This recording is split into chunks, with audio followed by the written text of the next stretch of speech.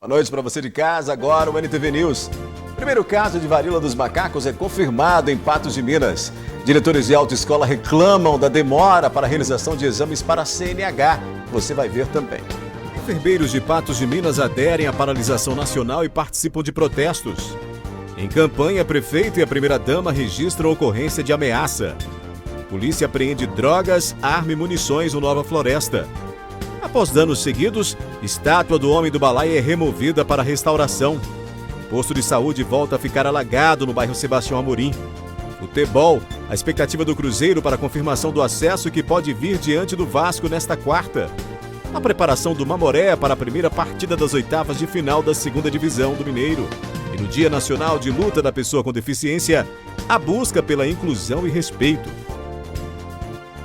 Destaques do NTV News desta quarta-feira que começa a partir de agora.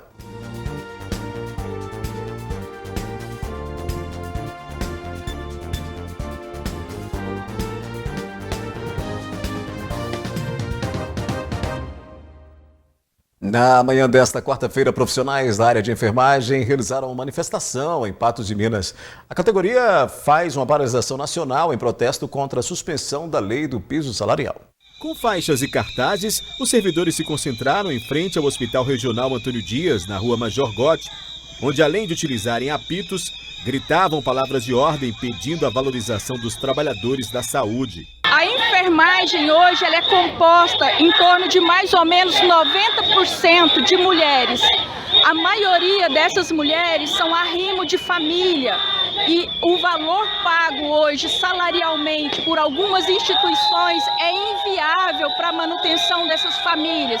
São valores muito baixos porque não há o piso salarial que determina um valor mínimo. Então fica a critério de cada instituição pagar aquilo que ela acredita que é merecedor daquele servidor. Então, com a implantação do piso, isso vai melhorar muito, porque hoje nós temos profissionais que têm dupla jornada, tripla jornada. Eu mesmo atuo em duas instituições diferentes. Eu atuo aqui no Hospital Regional e atuo no Hospital de Clínicas de Uberlândia. Justamente porque a enfermagem tem essa necessidade para ter uma qualidade de vida melhor, para poder custear as despesas da sua família, a gente precisa trabalhar em mais de um vínculo. A direção do Hospital Regional publicou ofício informando às autoridades que o serviço funcionaria parcialmente, com 50% dos trabalhadores presentes, priorizando as atividades de urgência e emergência. Em caravana, outros profissionais da enfermagem patense viajaram até Belo Horizonte para participar de uma grande mobilização na capital mineira. Nós estamos com o apoio dos sindicatos. Belo Horizonte hoje está parando também. Há uma equipe em Belo Horizonte que está fazendo o movimento. Houve alguns servidores daqui do Hospital Regional que se deslocaram para Belo Horizonte para fazer o movimento lá também. Está tendo movimento apoiado pelos sindicatos no município de Uberlândia também. Hoje vai ter uma paralisação na Praça Ismene Mendes. Então é o Brasil todo fazendo esse movimento de 24 horas. É uma paralisação para que as pessoas reconheçam a importância desse profissional dentro do hospital. Sem enfermagem, o hospital ele não funciona. Porque somos nós que fazemos o cuidado. A assistência ela é prestada pela equipe de enfermagem. Segundo informações apuradas pelo jornalismo da NTV, os serviços de saúde do município, tanto na UPA quanto nas unidades de saúde da família, não sofreram paralisação, com os servidores não tendo aderido em peso à mobilização nacional. Hoje, a enfermagem no Brasil inteiro está parando. Nós propomos uma paralisação de 24 horas pela implementação do piso salarial que foi aprovado no Congresso. É importantíssimo o apoio da população, porque essa paralisação de 24 horas é para vocês compreenderem a importância desses profissionais dentro das unidades de saúde. A enfermagem não está no hospital somente como uma fonte de trabalho. A enfermagem é uma profissão de amor, de dedicação, de carinho, de doação. É uma profissão que precisa ser valorizada dentro da instituição. A enfermagem, ela não é uma subprofissão. ela é uma profissão que ela é regulamentada, ela tem embasamento científico e é uma profissão muito bonita, mas sem valorização o serviço fica muito aquém, porque nós temos que dobrar, triplicar jornadas de trabalho para poder conseguir ter um salário justo para custear nossas famílias. A FEMIG informou que as escalas mínimas de trabalho nessas 24 horas de paralisação estão sendo cumpridas. Por lei, ela deve ser mantida, visando a garantia de não haver descontinuidade da prestação no atendimento médico e assistência de qualidade. O prefeito de Patos de Minas registrou na noite de ontem ocorrência de ameaça feita contra ele e a esposa Ludmila Falcão no bairro São José Operário. A informação é de que durante a campanha da candidata Ludmila Falcão à Assembleia Legislativa de Minas Gerais, nas proximidades da rua Salgado Filho, com Brito Moreira, um homem em uma moto preta passou pelo local e perguntou o que estava acontecendo ali. Ao saber da campanha da Ludmila, que estava acompanhada do prefeito de Patos de Minas, Luiz Eduardo Falcão, o prefeito afirma que foi ameaçado. Lamentável, aqui, a gente acabou de ser ameaçado aqui, Ludmila e eu. Um cara numa moto chegou, né, conversou com o pessoal. Quem tá aí? Não, o Falcão é a Lud. Não, vou fazer um corre aqui para tirar esse povo daqui. Veio até mim, falou, aqui é Lula. Falei, olha, que bom, respeito sua opinião. Vou te pegar, sua máscara vai cair, que não sei o quê. Falei, máscara de quê, né? A gente acabou de registrar a ocorrência aqui, porque a gente não sabe do que se trata, né? Que tipo de ameaça que é, do que a pessoa é capaz, mas é lamentável isso. Segundo a Polícia Militar, o homem estava de roupa preta e foi identificado por testemunhas. Ele tem 35 anos e mora no bairro São José Operário. A polícia foi até a casa dele, mas ele não foi localizado. No bairro Nova Floresta, a Polícia Militar apreendeu nesta quarta-feira arma de fogo, carregador, cartuchos, balança de precisão, porções de maconha, comprimidos de êxtase, MD, papelotes de LSD e pedra grande de escama. Um suspeito de tráfico de drogas de 20 anos, ele foi preso em flagrante no local. Essa ocorrência veio após uma denúncia anônima de possível movimentação do tráfico ali naquela região. A seguir, aqui no News, a participação de Patos de Minas na 16ª Primavera de Museus. E após danos seguidos, estátua do Homem do Balaio é removida para restauração. Ontem nós noticiamos aqui no NTV News que o monumento ao Homem do Campo voltou a ser alvo da ação de vândalos. Hoje a estátua foi removida do local para restauração. Conhecido como Homem do Balaio, a estátua do Homem do Campo foi instalada na Avenida Getúlio Vargas no ano de 1961 para celebrar a 3ª edição da Festa do Milho. A obra de autoria do espanhol Antônio Dias Lopes foi construída por Henrique e Carlos Panchon Sanches e é um dos principais cartões postais de Patos de Minas.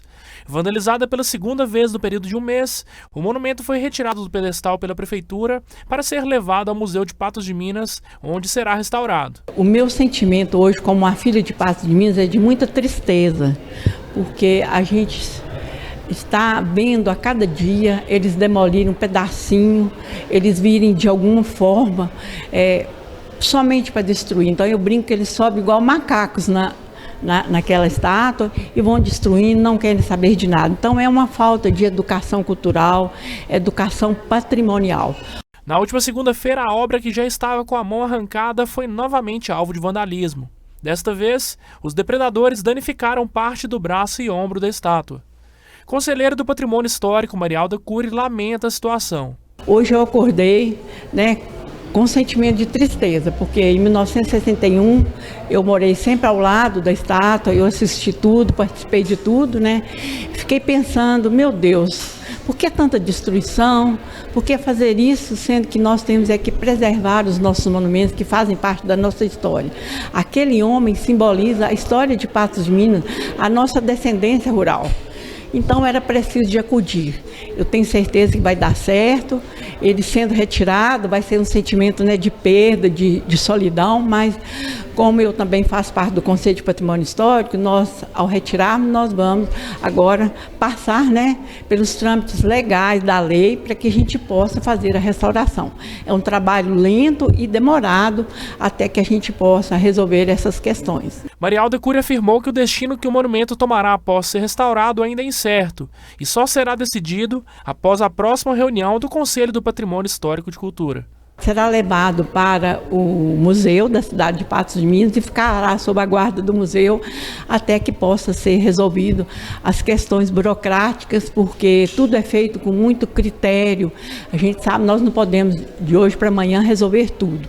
Então somos conselheiros, mas somos responsáveis e ali nós somos os guardiões, né, da história de Patos de Minas. Eu principalmente, né, que moro ao lado, mas é um sentimento de muita tristeza hoje. Imaginar, né, que hoje, quando eu voltar para minha casa, o homem do balaio, como é chamado, não vai estar lá.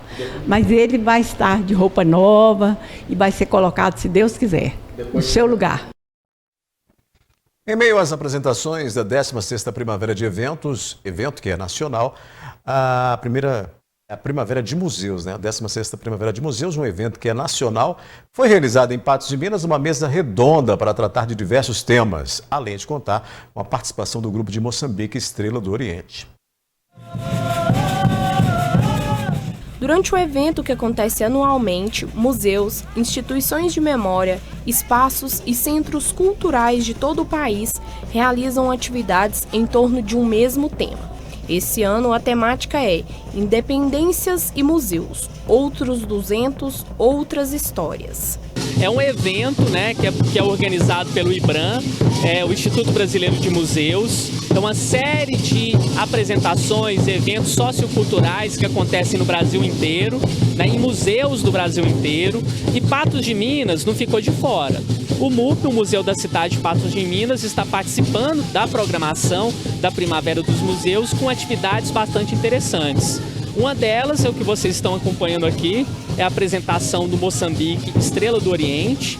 O Moçambique é uma manifestação cultural carregada de fé, de religiosidade. Após a apresentação do Moçambique, uma mesa redonda reuniu lideranças do movimento negro de Patos de Minas no Teatro Municipal Leão de Formosa, para falar do processo de emancipação dos negros após a independência do Brasil. A emancipação, que quer dizer um alto reconhecimento, reconhecimento do seu território, da sua cultura, da sua valorização, essa até ontem não aconteceu. Mesmo depois da Constituição de 1988, nós estamos começando a dar os primeiros passos para fazer que nos reconheçam através de uma lei impositiva, onde a sociedade ainda finge não saber dos direitos do povo negro. É muito importante que as pessoas conheçam, né, a história real por detrás do cantar, por detrás do dançar, né, que a gente sempre canta e conta as histórias através do canto, do gesto, da dança, dos instrumentos que a gente usa, tudo tem uma história, né, e na maioria das vezes é uma história de luta. Né, porque a nossa história, a história do povo preto no Brasil, é uma história forjada na luta, na resistência, né, porque a gente sabe que ainda hoje, 134 anos depois da suposta abolição da escravatura, nós vivemos as mazelas desse período, né, através do racismo estrutural. Então, a cultura, a nossa cultura, as práticas e os saberes da população e da comunidade preta é uma forma muito grande de resgatar toda essa tradição, essa história de luta e de resistência. Os ensinamentos, a cultura, o legado e as histórias de luta são passadas de pai para filho. Tem uma música que fala, né? Sou congadeiro sim. Meu avô ensinou meu pai ensinou para mim. A gente sabe que durante muito tempo, muito da nossa história era passado, perpetuado só através da oralidade, né? Esse processo de livros didáticos, né, está sendo modificado agora, né, pouco tempo para cá, através da Lei 10.639, né, que tornou obrigatoriedade a história dos negros em grade curricular. Então, por muito tempo, era assim que a gente passava as nossas histórias, os nossos conhecimentos, né, as personalidades importantes importantes e a gente mantém isso, é uma tradição, né, de sempre manter as crianças, tanto na religiosidade como na cultura e na arte, porque a gente sabe que é uma forma que isso não se perca, né, enquanto tiver uma criança, ela vai crescendo, vai passando para outra, é assim de geração para geração.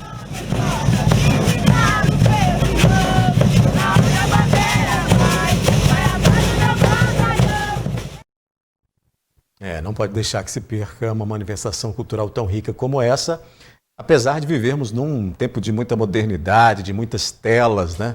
E aí isso faz com que algumas culturas ou algumas iniciativas culturais acabem ficando deixadas de lado. Não podemos deixar, não podemos perder e tem que ser mantido aí, passado realmente de pai para filho, né? E netos, e as pessoas darem sequência nessas manifestações culturais que tanto representam os nossos povos todos que formam esse imenso Brasil. Daqui a pouco aqui no News tem a previsão do tempo para quinta-feira em Patos de Minas e cidades vizinhas. Você vai ver que no Dia da Árvore tem a missão de quem preserva e cuida do meio ambiente e posto de saúde volta a ficar alagado no bairro Sebastião Amorim.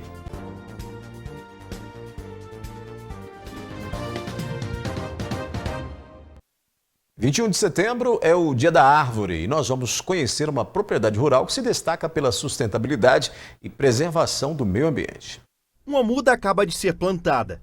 Daqui a alguns anos ela se tornará uma árvore grande como essas tantas outras ao redor. Na inocência de criança, essa menina sabe da importância da árvore para a vida na Terra. Porém, nem imagina o quanto ela contribuiu para o planeta. Porque o meio ambiente cuida da gente, ele dá comida pra gente, dá o ar. E sem o meio ambiente não pode viver. Não é só ela, como dezenas de crianças que estudam na escola Gino André Barbosa em Poços do Chumbo, que participaram de um passeio no meio da mata. Muitas delas, além de atravessarem uma pinguela pela primeira vez, também nunca tinham plantado uma árvore. Eu já plantei. E você? Não. E você, já plantou uma árvore? Não. Conta pra mim qual foi a sensação de plantar essa árvore aqui. Foi muito bom. Uma sensação muito boa, que um fruto pequeno vai ficar grandão. Gostei das trilhas, de plantar as árvores para quando a gente voltar estiver grande. Das trilhas e das plantas. E você? De plantar árvore. Das plantas, dos animais, das águas.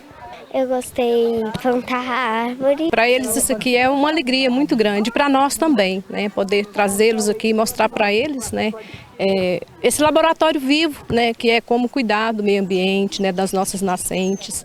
Então isso para nós é muito gratificante poder proporcionar isso para eles. Essa reserva ambiental fica a cerca de 25 quilômetros de Patos de Minas. A energia do local é surreal e purificadora. Porém, para se chegar até aqui, a floresta foi regada por quase 30 anos. Em 1994, a família Heitor veio até essa área e fez uma espécie de colonização do local. Na época, existia apenas essa moita de bambu e nem era desse tamanho. Só que durante vários anos, a missão era tirar toda a sequidão, o capim, as plantas daninhas e plantar árvores que trouxessem vida para o ambiente. Hoje o local se transformou em uma grande floresta e dá para sentir toda essa força da natureza. Pássaros, animais e até um córrego que voltou a brotar água. E aqui não tinha, era fazenda de gado, então não tinha, era pasto, porque o pessoal arrancou tudo, ele era limpo aqui para baixo. Sequidão. Antes era seco. Então, a primeira coisa que fiz, que é essa parte ambiental, meu pai era uma pessoa muito do meio ambiente. Então eu fui criada, cresci vendo meu pai cuidando.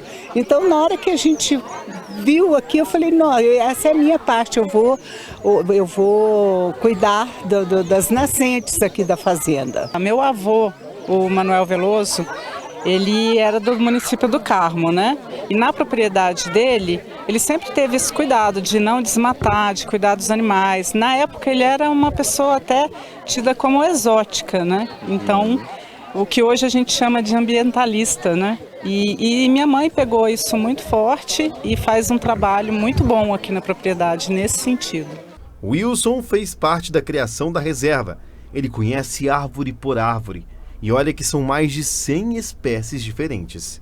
A gente começamos a desmatar o capim, que só tinha capim, na frente aqui já não tinha mais não tinha árvore. Então aí nós começamos a plantar. Muito trabalho?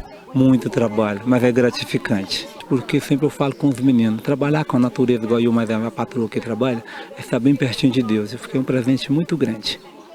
Sente feliz com isso? Demais, demais. Eu sou igual cantor, eu faço o que eu gosto mesmo, sabe? Nesta área, ao todo, são 240 hectares. 140 são destinados à plantação de café. Desde 2008, a Mariana realiza atividades que incentivam o desenvolvimento sustentável do local. A partir do ano de 2019, a gente começou a pensar que esse cuidado com o solo, ele podia ser estendido para a lavoura também. Então começamos a utilizar composto orgânico, a gente fabrica o nosso próprio composto aqui na fazenda, trabalhamos com a cobertura de solo para proteger a umidade e diminuir a temperatura, enriquecendo a vida no solo, né? Temos aí parte da nossa energia renovável, né, com placas solares, projeto com as abelhas, então a gente procura usar muito essas técnicas que protegem e enriquecem o solo. Afinal, preservar é preciso sempre, né? Olha, durante a chuva que caiu ontem em Patos de Minas, mais uma vez as dependências do posto de saúde do bairro Sebastião Amorim foram alagadas. A unidade passou por uma reforma recente. O problema não é de hoje. No passado, em período de chuvas intensas, várias pessoas denunciaram que as salas de reunião e de vacina ficavam alagadas com as chuvas. A água vazava pelo teto. Em fevereiro deste ano, pacientes registraram as condições do posto de saúde do Sebastião Amorim, com teto mofado e com vazamentos.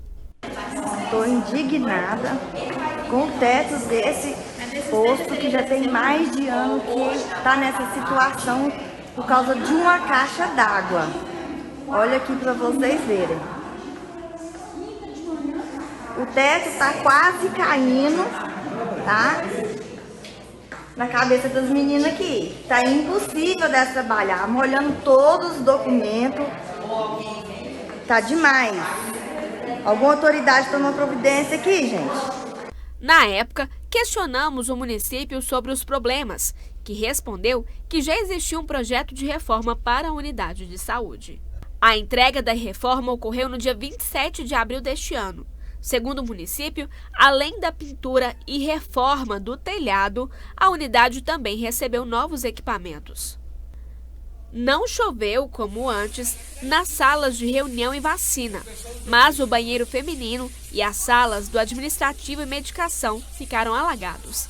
A informação é de que computadores e papéis importantes ficaram encharcados. Nas redes sociais, houve crítica. Sala do administrativo, Sebastião Amorim.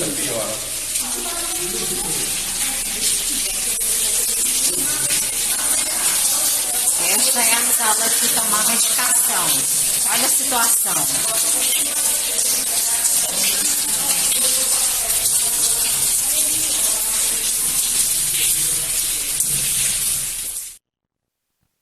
Situação que se repete, né?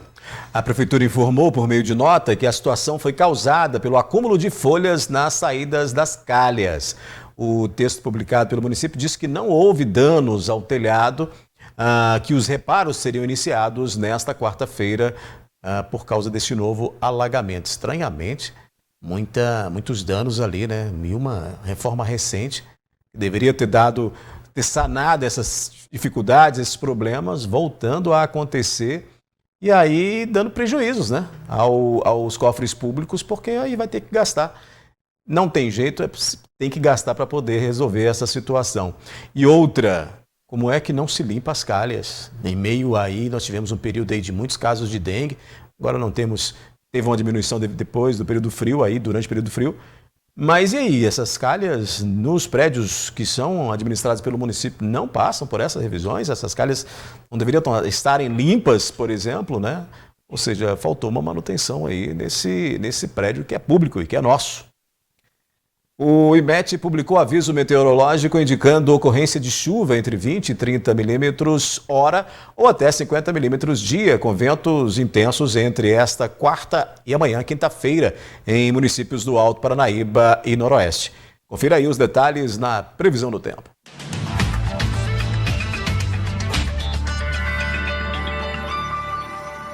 A tendência para a quinta-feira é de tempo nublado e ocorrência de pancadas de chuva e trovoadas isoladas. A umidade relativa do ar fica em 40%, mas o calorão deve continuar. Em Patos de Minas, as temperaturas oscilam entre mínima de 19 e máxima de 32 graus. Em São Gotardo, de 19 a 31 graus. Em Presidente Olegário, mínima de 20 e máxima de 34. Em Tiros, variação de 20 a 32 graus.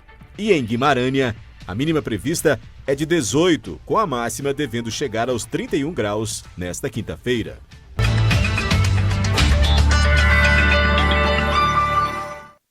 Depois do intervalo aqui no News, a gente fala sobre futebol, a preparação do Mamoré para a primeira partida das oitavas de final da segunda divisão do Campeonato Mineiro e a expectativa do Cruzeiro para a confirmação do acesso que pode vir diante do Vasco na noite desta quarta-feira. Então vamos falar de futebol, né? Logo mais, daqui a pouquinho, às 21 horas, o Cruzeiro duela com o Vasco no Mineirão em partida válida pela 31ª rodada da Série B. Caso vença, a Raposa confirma o acesso matemático à Série A. Depois de 2 temporadas de decepções na segunda divisão, 2022 começou com um revés para o Cruzeiro. A derrota por 2-0 para o Bahia em Salvador acendeu o sinal de alerta que aos poucos foi sendo superado. A força da torcida foi importante nas primeiras vitórias, mas a primeira vez da Raposa no G4 da competição veio depois de bater a Chapecoense em Santa Catarina. Aos poucos, o Cruzeiro dava mostras que 2022 tinha tudo para ser o ano da volta à Série A. E como mostra de força, a liderança veio após bater o Náutico nos aflitos. A campanha ficava cada vez mais consistente e os jogos em Belo Horizonte afinavam ainda mais a sintonia entre jogadores e China Azul.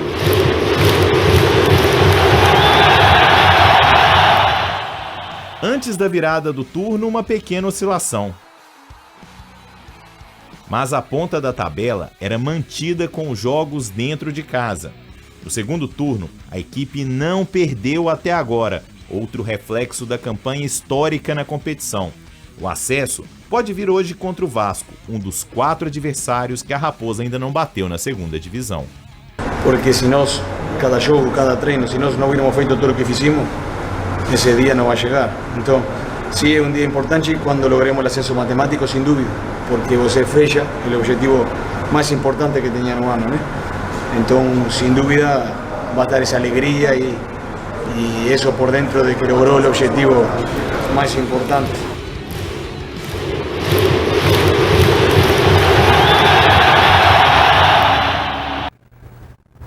É aquela situação, né? Todo mundo já sabe que o Cruzeiro vai estar aí na Série A do Campeonato Brasileiro, até por causa de toda a campanha que fez até agora, até pela essa liderança isolada e disparada, mas matematicamente ainda é possível que o 4º lugar ali, o 5º lugar, aliás, passe o Cruzeiro. Isso numa conjugação astral, numa constelação nunca vista antes.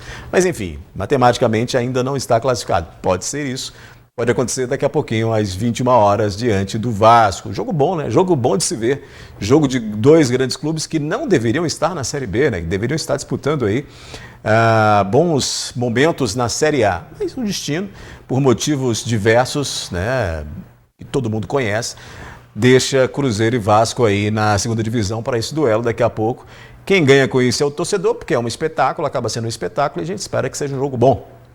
E que, claro, vençam os mineiros, né? Para fazer festa no Mineirão, que vai estar lotado, ingressos esgotados, e, claro, para confirmar aí matematicamente esse acesso do Cruzeiro.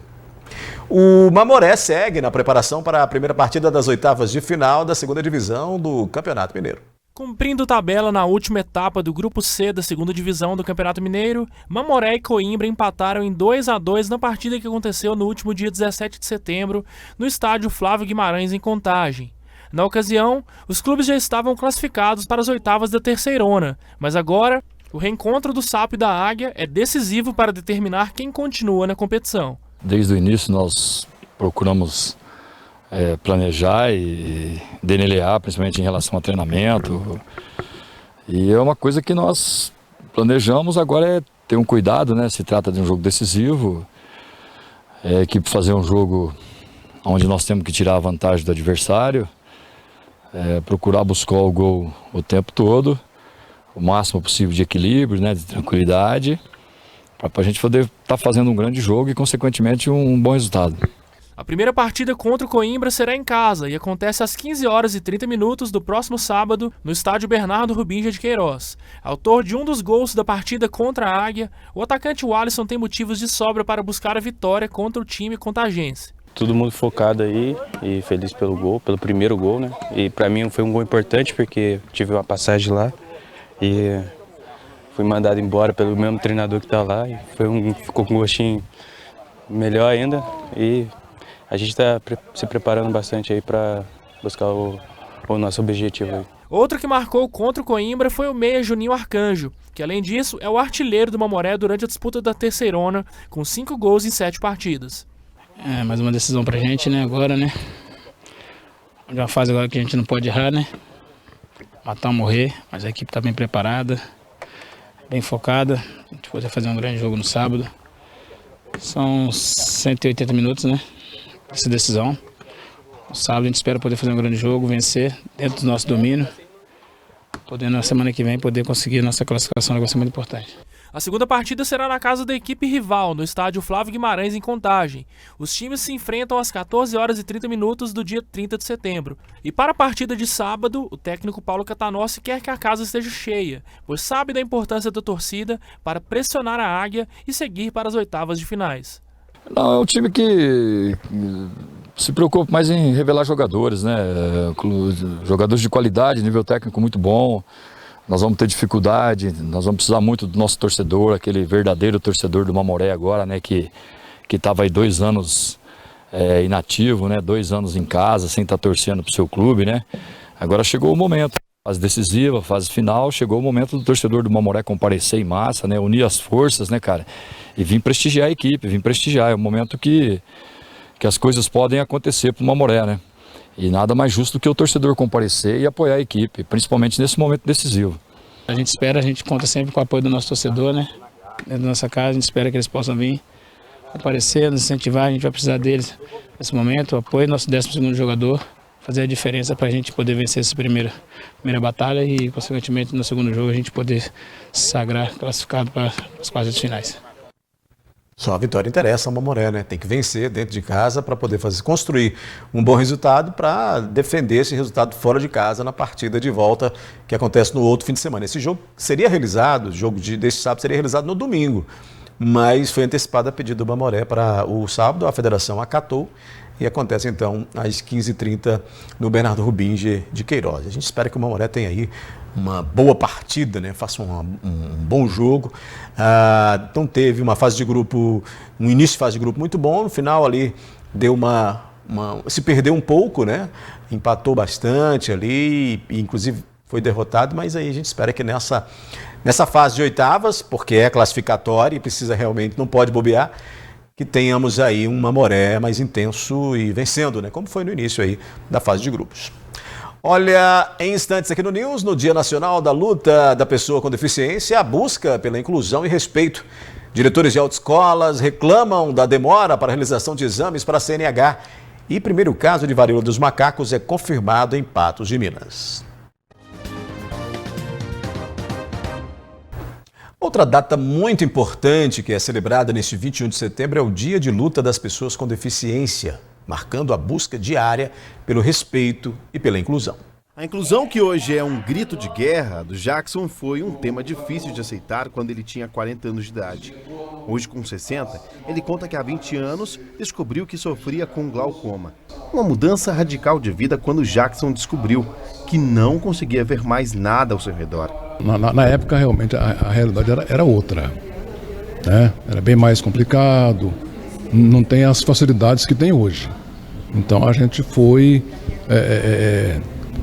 superando e convivendo de maneira gradual. Hoje, ele vive uma vida normal. Já se acostumou com a condição e ajuda pessoas que sofrem com o mesmo a superar os desafios diários que tem uma pessoa com deficiência. É possível, a gente vai semeando, né? A gente vai fazendo esse trabalho de formiguinha para justamente motivar as pessoas com deficiências e principalmente aquelas que não são, porque as que não são, à medida que você leva a informação para ela, vai facilitar a interação com aquele que tem algum tipo de problema físico ou sensorial. Muitos não sabem, mas até existe manual sobre como se comportar perto de uma pessoa que não enxerga. São 7 dicas. Ao se dirigir a uma pessoa cega, fale naturalmente. Ela apenas não enxerga. Não é surda. Ao guiá-lo, deixe que ele pegue o seu braço. O movimento do seu corpo lhe dará a devida orientação. Ao colocá-lo para se assentar, põe a sua mão no encosto da cadeira. Caso queira se dirigir ao cego, fale diretamente com ele, não com seu acompanhante. Importante, terminando uma conversa, avise que vai sair, evitando desta forma constrangimento de deixá-lo falando sozinho. Tarefas do cotidiano, na qual a pessoa saiba fazer, não interfira. Respeite a sua independência. Troque a piedade pela solidariedade. Primeiro é conhecer, né? Eu tenho que oferecer ajuda. Eu não posso chegar para uma pessoa que tem uma deficiência, seja ela visual ou qualquer outro tipo de deficiência, e querer arrastá-la, né? Às vezes a pessoa quer ajudar ela a atravessar a rua, ela não quer atravessar a rua, então não pergunta. Então sempre se aproximar de uma pessoa com deficiência, olhar no olho dela e perguntar: eu posso te ajudar? Né? Se é uma pessoa cadeirante, eu abaixar na altura dela para conversar com ela e perguntar se posso ajudar ela. Uma pessoa com deficiência visual, eu vou pegar a mão dela, colocar no meu ombro e perguntar se eu posso ajudar. Porque às vezes ela não quer ajuda, né? Ela não está ali querendo ajuda, ela consegue se locomover e fazer as coisas. Então as pessoas precisam entender, conhecer o que é deficiência para poder estar ajudando. Hoje no mundo, cerca de 253 milhões de pessoas são cegas ou sofrem com um tipo de deficiência visual. Segundo o último censo do Instituto Brasileiro de Geografia e Estatística, o IBGE, existem no Brasil mais de 6,5 milhões de pessoas com deficiência visual severa, sendo 582 mil cegas e 6 milhões com a baixa visão. A psicóloga explica que poucas políticas públicas são aplicadas para a inclusão dessas pessoas. O correto seria educar as pessoas sobre o tema. Para todas as pessoas com deficiência, nós não temos uma política pública efetiva, né? A nossa cidade, ela torna-se uma cidade difícil, porque assim, até eu coloco aqui na nossa palestra, na minha casa eu não sou deficiente. O que me torna deficiente é quando eu saio da porta para fora da minha casa, que é onde eu encontro as barreiras para me locomover. Eu tenho uma deficiência física, né? Mas tem pessoas com outros tipos de deficiência e essa deficiência geralmente é da porta para fora. Então nós não temos políticas públicas efetivas, a nossa cidade não comporta, assim, para adequar, né, adaptar as questões para o deficiente. Para você ver, aqui a gente não tem vaga suficiente para deficiente estacionar. Então são várias questões que nós não temos. Foi confirmado hoje o primeiro caso de varíola dos macacos em Patos de Minas. O boletim epidemiológico da Secretaria de Estado de Saúde desta quarta-feira confirmou a primeira infecção da doença entre os patenses. A Secretaria Municipal de Saúde publicou nota afirmando tratar-se de uma pessoa do sexo masculino. O texto diz, no entanto, que não houve agravamento do estado de saúde e que o paciente segue tratamento sem necessidade de internação. A secretaria não divulgou outras informações sobre como e onde a doença teria sido adquirida, mas disse que realiza o monitoramento do paciente. Minas Gerais tem 2.389 notificações da enfermidade, com pelo menos 453 diagnósticos já confirmados. Outros 530 são suspeitos e 134 considerados prováveis. Como a prefeitura não divulga outros dados, né, com relação a esse paciente, não se sabe se ele pegou fora do país, em outra região do estado, em outra região do Brasil, aí foi infeccionado por essa doença. Então, essa informação não foi repassada aí, segundo a Prefeitura, para poder preservar o paciente. A gente muda de assunto porque a demora na marcação do exame final para os candidatos da CNH tem sido queixa constante dos diretores de autoescolas em Patos de Minas. O efetivo de servidores para a realização das provas não tem sido suficiente. São mais de 700 alunos aguardando para realizar o exame final da retirada da Carteira Nacional de Habilitação e poucos examinadores para comportar a quantidade de candidatos na fila de espera. Com essa alta demanda, o Departamento de Trânsito, junto aos representantes de autoescolas, se reuniram para decidir o que pode ser feito para reduzir o número de alunos que aguardam vaga para retirar a tão sonhada CNH. Nós reunimos as autoescolas, né, e reunimos com o delegado da Ciretran de Patos, o responsável pelo trânsito. E nessa reunião com o delegado de trânsito, várias ideias ele sugeriu e nós aceitamos, acatamos, né, a ideia de um mutirão que será com os examinadores de Belo Horizonte que virão a Patos de Minas para nós realizarmos esses exames, porque somente assim que a gente poder resolver essa questão da demanda, haja visto que em Patos nós temos um número de 17 examinadores e desses 17 tem gente de atestado, de férias, então o número é insuficiente, o número é pequeno para poder atender a demanda hoje. Outro fator que deve influenciar no número de pessoas que esperam para completar o processo de retirada da CNH é que aqueles que deram início às aulas durante a pandemia têm até o final do ano para completar as etapas. Logo, a necessidade de se desafogar as filas de realização de exames finais. Uma sugestão, também repassada à Delegacia de Trânsito, foi a de realizar mais exames nas sextas-feiras. Acreditamos nós e sugerimos também ao delegado que na sexta-feira teria condições de melhorar, né, o número de exames, aumentar o número de exames na sexta-feira, para que a gente pudesse também melhorar, né, diminuir essa demanda e também não cansar tanto no sábado, porque no sábado a gente tem trabalhado muito, né? O pessoal tem pagado hora extra, então na sexta-feira a gente acredita que posteriormente deve diminuir. Haja visto também que até o final do ano nós temos aí um número grande de pessoas, né, candidatos, que iniciaram as suas habilitações no ano passado e estarão vencendo agora no final do ano, dia 31 de dezembro. Então nós acreditamos que novamente terá uma procura grande de pessoas para poder tentar tirar sua carteira antes do final do ano, porque a partir do ano que vem ele tem que iniciar todo o processo novamente. E volta amanhã, às 7 da noite. Obrigado pela companhia, boa noite, até amanhã.